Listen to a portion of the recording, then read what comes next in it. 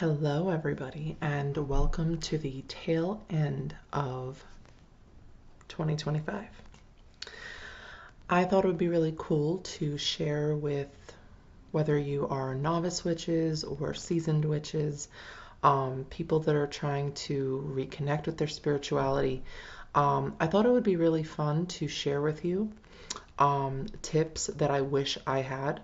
This was inspired actually from that divination witch. I love her channel a fuck ton. And it got me thinking about things that I've applied to my practice that I learned through trial and error. And these are things that I wish I had been told and had guidance on when I started my path and just traversed through it and had my ups and downs with it, and wish that I had the proper guidance when I needed it the most, especially early on in my journey. So this can be applicable to anyone, though, whether you are a new witch or, like I said, you're trying to rekindle, reconnect with your spirituality, or even if you're a seasoned witch just looking for inspiration in your practice. I hope these tips find and feed you the way they are meant to. So grab a hot, cozy beverage. I'm about to go make a cup of coffee, and I will be right back. Okay, I'm trying to adjust this because the lighting is like super bright, and so we'll work with it. So, cozy beverage. Definitely need it today. I'm feeling kind of tired today, but like I'm good. I'm just tired. Where did I put my list? Oh, there it is. Okay. Yeah, these are things that I really sat with, and so thank you, Sarah, from that divination witch, for the inspiration, for the just the prompt to think on this, because this is something I'd like to share with those who need it as well. So this can be applicable to any spiritual practice, and I hope it helps you. So my 7 witchy tips for starting or strengthening your practice. Number 1, really work on deconstructing religious traumatic thinking. Most of us who come to alternative spiritual paths, this is not to say like you've entirely left, let's say, Catholicism, but you are trying to get more to the spiritual roots of it rather than the religious hive mind enmeshment kind of mentality. It's important to deconstruct from the religious trauma, deconstruct from the religious way of thinking, because religion doesn't mean anymore now what it originally was meant to mean. Religion actually means a community under the divine, a community together under the divine, like gathering together in divinity.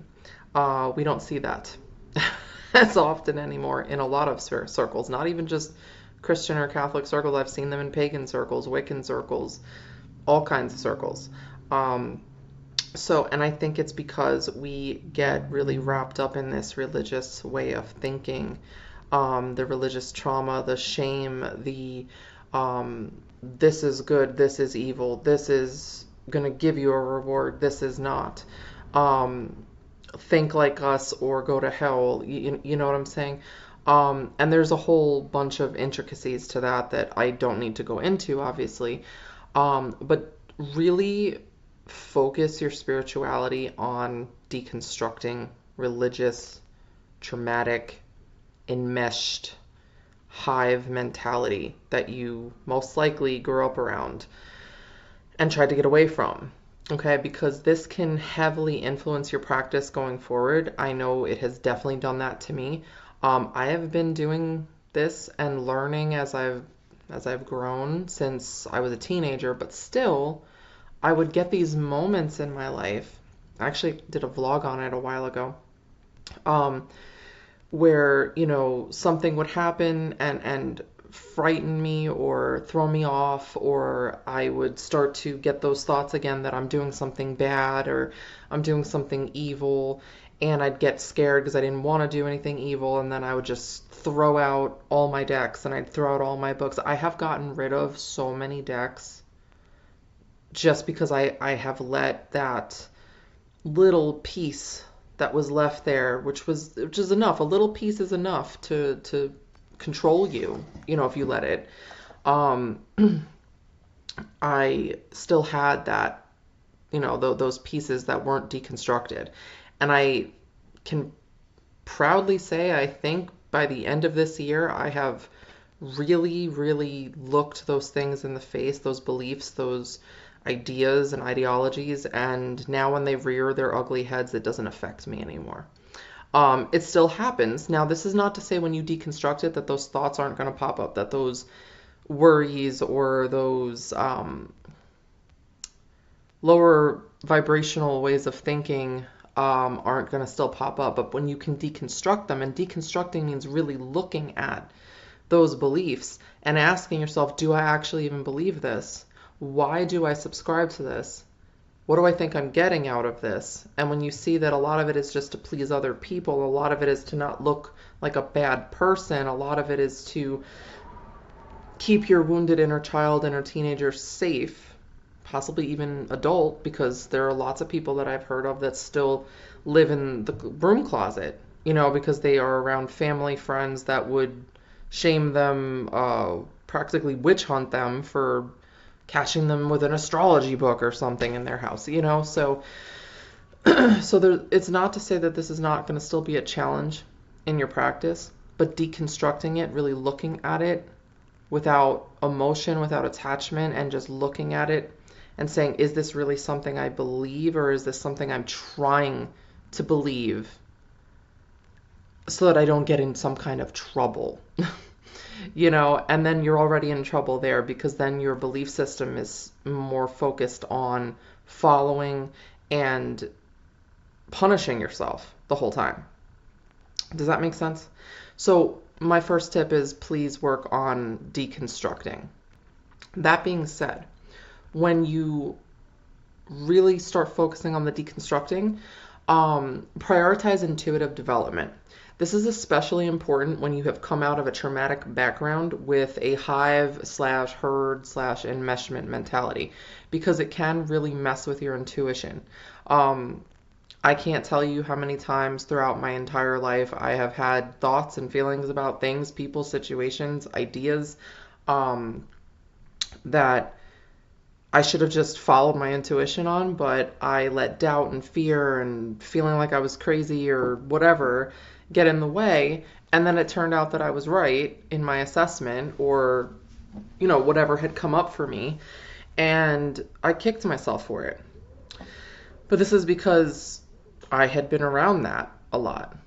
I too have religious trauma. I've had religious trauma for a very long time, and couple that with the just narcissistic abuse and just emotional abuse, that can make you feel like what you're feeling is crazy because you don't have any proof, when really you're picking up on something for a reason. Your instinct and your intuition are trying to work together to help you grow, and you're stunting your growth by not listening.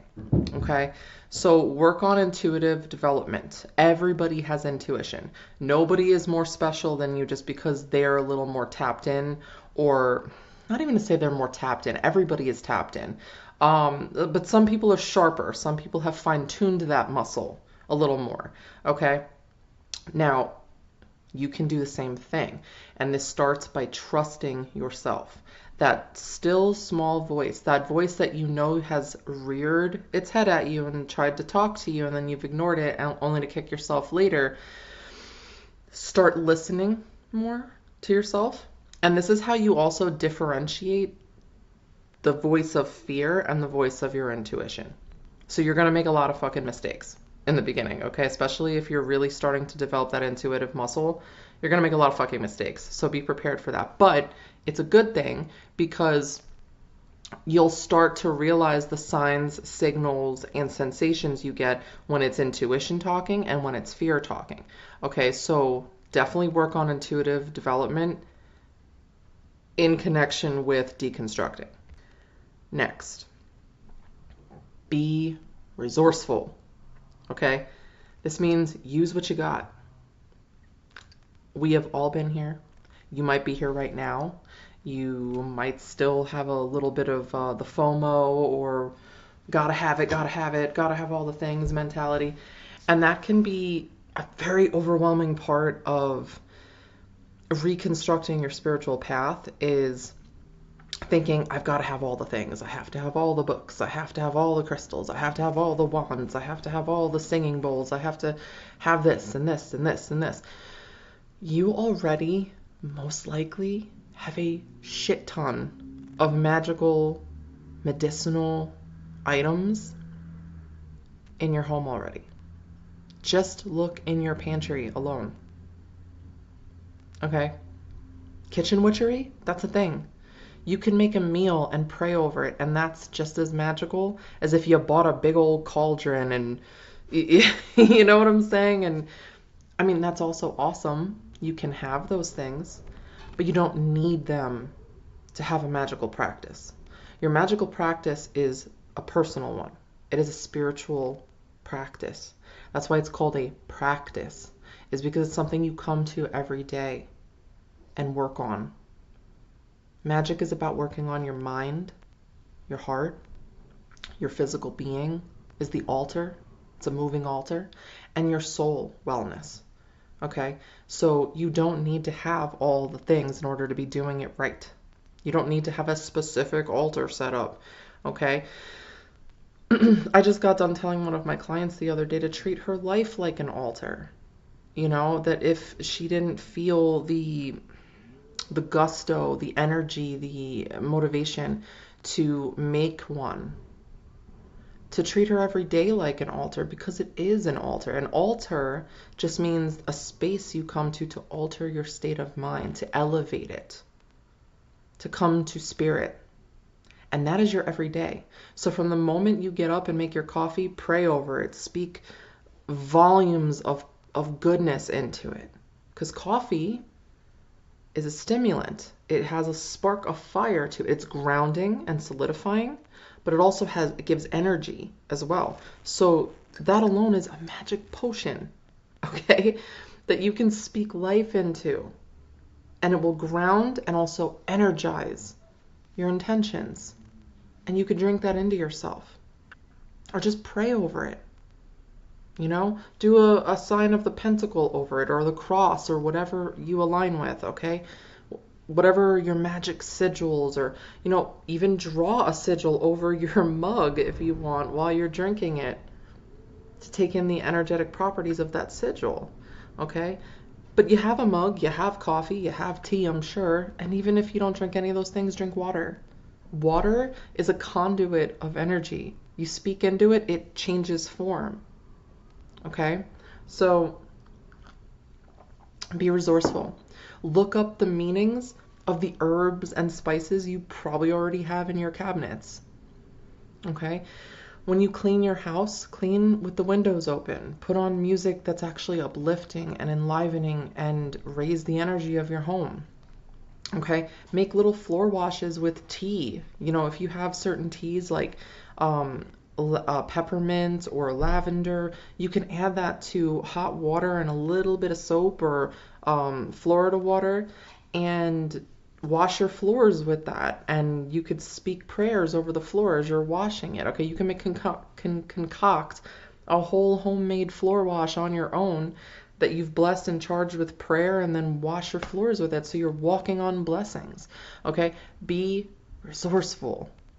Don't feel like you have to go to Amazon and every witchy shop in town to buy all these expensive items that you don't necessarily know you might even align with, but think you have to have. You don't. Okay? Be resourceful. Number 4, journal. Okay? I can't stress this enough. Journal. Whether it's written journaling or audio journaling, journal. Get to know your mind, your emotional space, your physical. Get to know yourself. Because doing this every day, journaling for a week straight, and then reviewing your notes, that can really help you get into your head and heart space more often. And that can help you get to know what you like, what you don't like, what moves you, what stagnates you, And that can really help bring an incredible amount of potency and understanding and presence to your magic, because you are the magic. Your magic is here and in your body and in your soul. It's in your humanity. And if you don't know yourself, if you don't get to know yourself, if you don't make space and time for yourself and review the things you write. Now remember, when you're journaling, you're not writing an essay. Just write. Who cares about grammar, punctuation, whether it's neat looking or not? Like, this is your personal therapy for yourself, your personal time to hold space for and get to know yourself as a witch, as a woman or man, as a spiritual being. And that's how you'll grow more into knowing where you're struggling, where you're excelling, where you need work, where you can continue and give yourself a pat on the back. Okay, journal. And I do have a video here about audio journaling, so definitely check that out if you'd like to do that more, if you're not really too keen on the writing aspect of journaling. Audio journaling is another powerful technique for journaling that can help you really, really get to know yourself in a very unfiltered way. Number 5, connect with the cycles of nature.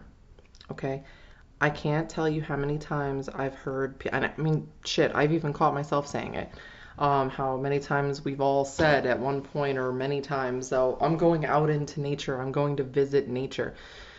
You are nature. You are connected to nature, whether you realize it or not. Just most of us are so disconnected.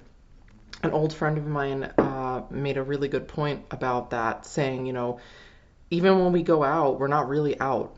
Like, we're in our cars and then we're going into buildings and we're wearing shoes, which put a barrier between us and the ground.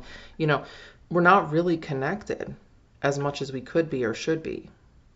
And connecting with the cycles, like learning the seasons, the nature of the seasons, journaling with the seasons, seeing when your highs and lows are during those seasons, also working with the cycles of the moon, learning about the moon phases, not just the full moon and the new moon either. I mean, the cycles of the moon, okay? Like when it's ebbing, when it's flowing, when it's waning, when it's waxing, learn about the different signs the moon shifts into. So this way you can see how you are affected by, inspired by, moved by those cycles. Okay? Learn about the winter, the spring, the summer, and the fall, and how it affects your body, and how you can nourish with certain foods and activities and things like that, and which ones actually find you at your most creative or needing more rest. If you're a woman, definitely start connecting more with your moon cycle, like your personal, like your period, your menstrual cycle, because that is a powerful time of cleansing. Usually on your menstrual cycle, that is when you are cleansing out everything from the month prior. So you could set aside like a specific journal time just for your menstrual cycle. And pay attention to when you get your menstrual cycle, like what moon phase is it in? What season is it in? Like what's the weather like? Pay attention to all. Hi, baby. My little guy just woke up. Pay attention to all of the cycles and how you cycle with them. Look at that messy hair. Messy hair, don't care. Messy hair, don't care. We'll go change your diaper. Mwah. He's coming back to Earth right now. He just woke up, so. What dimension did you go to? Your hair is like crazy town right now. So, the next tip I have for you is study your ancestral lineage, okay? As much of it as you can figure out. Like, I'm not saying you have to go pay a crazy amount of money and figure all those things out and pay for all these things. But, like, ask your immediate family, like, what's your background, that you know of. And then start looking into the practices of that background. Are you saying hi? You saying hi? Say hi. You wave? We say hello. He's looking at us on the camera right now, like, what is going on? But, like, for instance, like, I have Albanian from my mother's side in my blood. So Albanian folk magic is a thing. You know, they work very heavily actually with the cycles of the sun and the moon and the seasons and fire and all that stuff. I have a lot of southern roots from my dad's side. So again, folk magical practices. I have Spanish from my mom's side, so there's a lot of folk magic practices there. And then I have Irish and English. So a lot of folk magic has influenced my practice, and that's why. Like, I've done a lot of research in that realm, and it's been really interesting to see like why I've been drawn to certain things just naturally. So study your ancestry as much as you possibly can within the limits that you have or not. If you don't have any limits and you want to go take a blood test and see where your DNA lies and do ancestry.com and things like that, if you can do those things, go for it, because that'll help a ton. But just start small by just asking your family, like, what's our background? Where do we come from that you know of? And then start studying the magical practices, the mythologies and culture and all that stuff of that background. That will really boost your magic, like a ton. And then finally, my magic makers and sorcerers and sorry, I just want to eat his cheeks right now. My final tip is study words often and how you use them. I can't stress that enough. I know I say this in my videos a lot, that I'm a word witch, and it's true. Study your words, what words you're using, and how often you're using them, because words have power, and they're spells. So study the etymology of words too. Etymology is like the history of that word, because what you think a word might mean might have a historical background to it that meant something much deeper.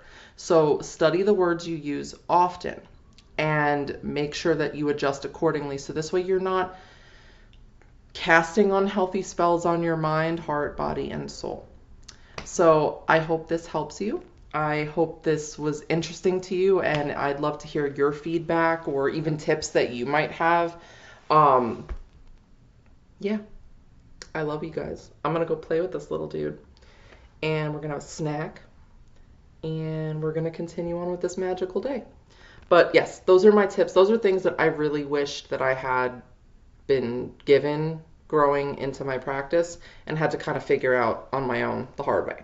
So I hope this helps you and brings some ease and comfort to your practice, whether, like I said, you're new to this or you're trying to rekindle your spirituality, or you just need a little inspiration as an already seasoned witch. Love you. Bye.